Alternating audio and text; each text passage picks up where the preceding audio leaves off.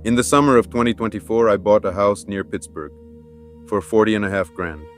At the time, I thought it was going to be my first real estate project, but by the end of it, I had put more than $100,000 into that house, and the house still wasn't finished. I came to the United States in 2022. I'm not a realtor, I'm not a contractor, I drive a truck. At first, I worked as a handyman. I already had some construction skills, so it was the easiest way to start making money. But after a while, I realized two things. First, I didn't really enjoy the work. And second, I understood I wasn't going to build anything big doing small repair jobs.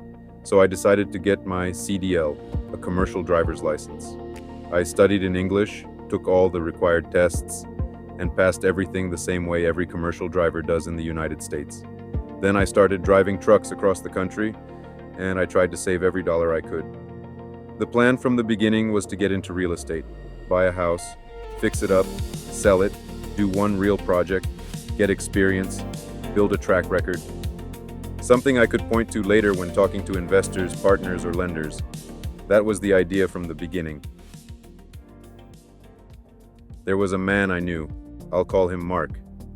We met in 2022 on the way to the United States, and we stayed in touch after that. He lived near Pittsburgh, Pennsylvania. I was living in Los Angeles.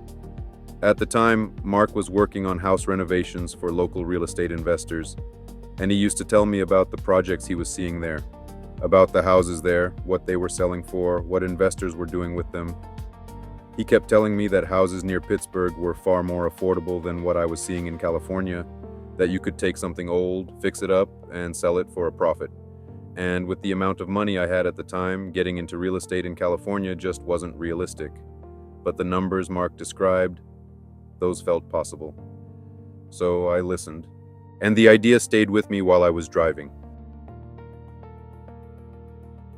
I want to be honest about this part, because later, people are going to ask me, why did you trust him? Here's the truth. Mark lived there. I didn't. He was already working on renovation projects there. He knew the area, he knew the market, and he talked like someone who understood how these projects worked.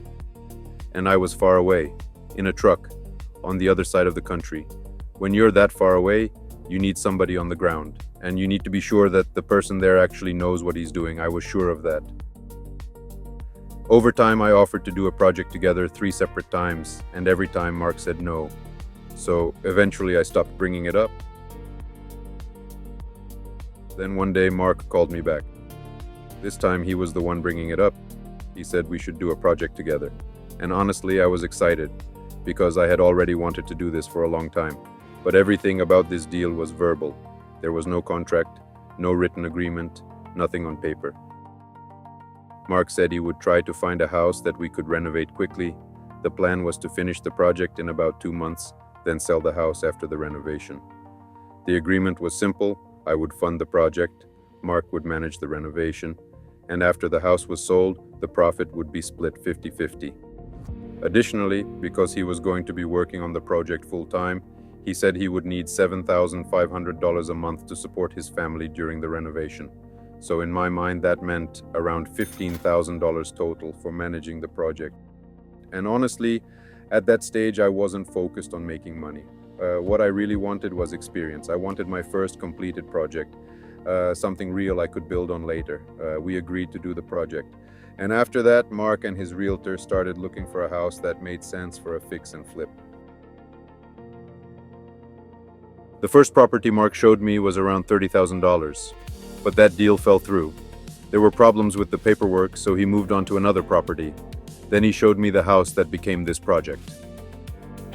The purchase price was 40 and a half grand, and with closing costs, it came out to roughly $43,500. The house was purchased in my name. Before the deal closed, I wanted to see the house myself, so I asked my dispatcher to get me a load to Pittsburgh, and when I got there, Mark took me to the property. I walked through the house and filmed everything myself. Mark was there with his wife.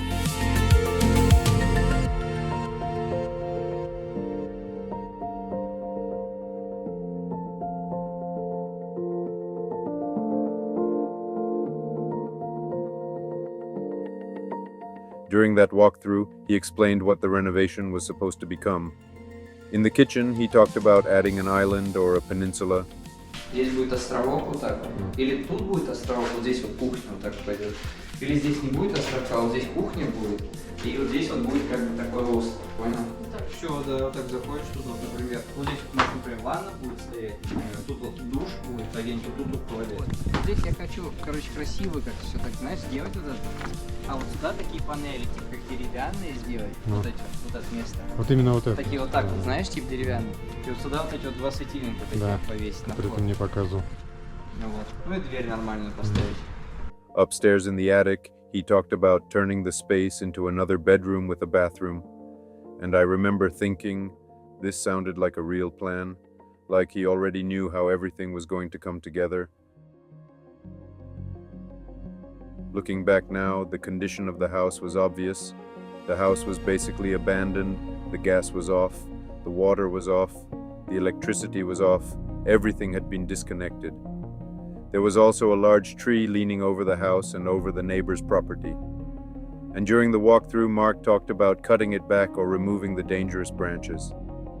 I saw all of this, but at the time I still believed the project could work, because Mark was supposed to handle the renovation side of it. Вот эту беседку я хочу, короче, реставрировать. Ну, типа, сделаем ее.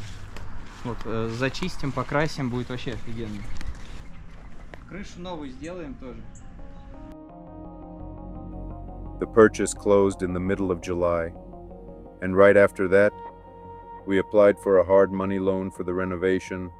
At the time, Mark estimated that the renovation would cost around $70,000. We originally asked for $75,000, but after all the calls, documents, and negotiations, the lender approved $70,000. What I didn't understand back then was how slow and bureaucratic the whole process would be. And this wasn't even a normal bank loan, it was hard money. Still, they kept asking for more documents, more statements, more proof of funds, more explanations, and the process dragged on for about a month and a half. Meanwhile, the house just sat there. Nobody was working on it, nothing was happening. Eventually, the loan was approved. At that point, it finally felt like the project was moving forward, but the money wasn't released all at once. The lender divided it into 3 draws. Money would only be released after completed work was inspected and approved. That was my first time dealing with a loan like that. And yes, the loan was for 1 year at 14% interest. The first draw finally arrived at the beginning of September, but part of that money was gone immediately. Closing costs, fees, loan expenses. So even though the loan was approved for $70,000, the actual working budget was already smaller. And that was the moment I realized I was probably going to have to put more of my own money into the project. Then the work finally started. Inside the house, everything started getting torn apart. Then the siding came off. Then the roof work started. And honestly, seeing all those photos come in felt good. For the first time, it actually looked like the project was moving forward. At that point, I still thought everything was under control. The house still didn't have electricity. I had already scheduled a reconnect appointment with the utility company.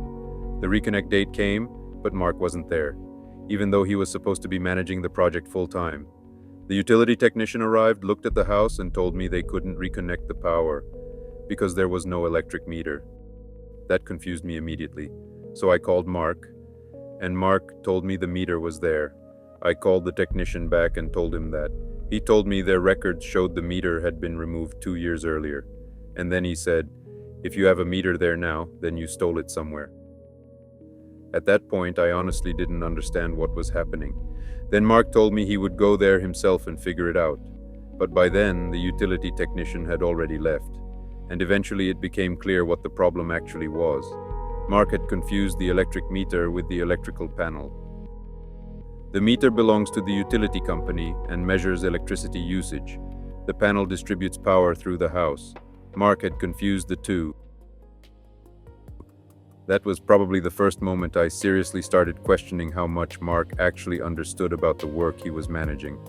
At first, I tried to convince myself it was just a misunderstanding, just a stupid mistake. But after that, I started paying attention to a lot more things. And little by little, the whole project started feeling different.